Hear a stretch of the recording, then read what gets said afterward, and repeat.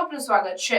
Delhi Mumbai national expressway પર 130 metre લાંબો make in India steel bridge launch કરવામાં આવ્યો।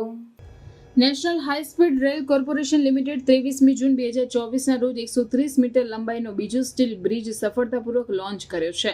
Mumbai Ahmedabad bullet train project માટે ગુજરાતમાં વડોદરા નજીક દિલ્હી મુંબઈ નેશનલ એક્સપ્રેસ પર સ્ટીલ બ્રિજનું લોકાર્પણ કરવામાં આવ્યું હતું। રસ્તા પરના ટ્રાફિકને પસાર કરવા માટે તૂટક વિરામ સાથે બ્રિજનું લોકાર્પણ 24 કલાકમાં પૂર્ણ થયું હતું। 18 મીટર ઊંચાઈ અને 14.9 મીટર પહોળાઈનો આ 3000 મીટર સ્ટીલ બ્રિજ મહારાષ્ટ્રના વર્ધામાં વર્કશોપમાં બનાવવામાં આવ્યો છે અને તેને ઇન્સ્ટોલેશન માટે ટ્રેલર પર લઈ જવામાં આવ્યા છે।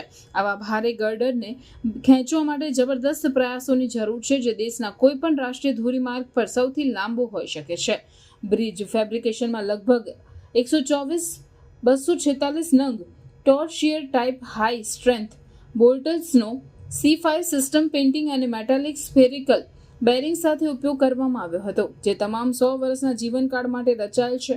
સ્ટીલના પુલને જમીનથી 15 મીટરની ઊંચાઈ પર કામચલાઉ ટ્રેસ્ટલ્સ પર એસેમ્બલ કરવામાં આવ્યો હતો અને તેને મેક એલોય બારનો ઉપયોગ કરીને 250 ટનની ક્ષમતા ધરાવતા 2 નંબરના સેમી ઓટોમેટિક જેકની ઓટોમેટિક મિકેનિઝમ સાથે ખેંચવામાં આવ્યો હતો।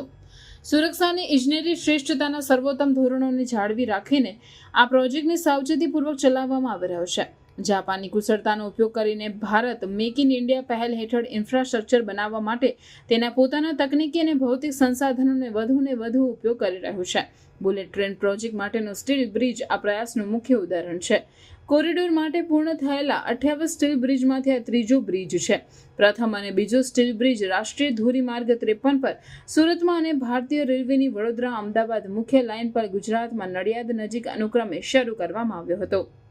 સ્ટીલના પુલ હાઈવે, એક્સપ્રેસવે અને રેલવે લાઇનને પાર કરવા માટે સૌથી યોગ્ય છે।